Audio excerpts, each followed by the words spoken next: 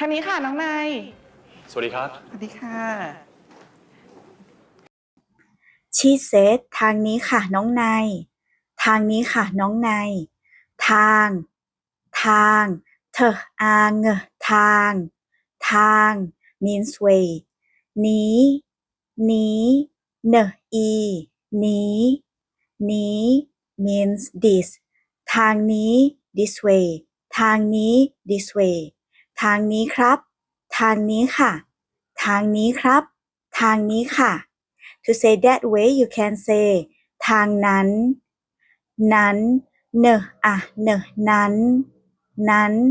ทางนั้นทางนั้นครับทางนั้นค่ะทางนั้นครับทางนั้นค่ะน้องนายน้องน